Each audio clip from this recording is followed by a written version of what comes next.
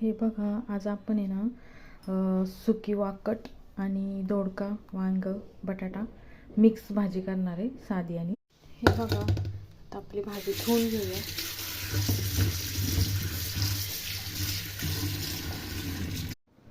हे बघा, भाजीला फोडणी देऊन घेऊ आता आपण.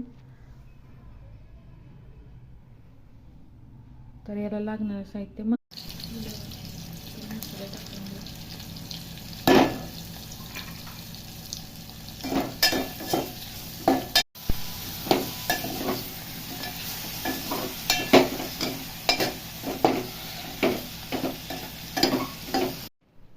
तर पाणी ओतूया थोडं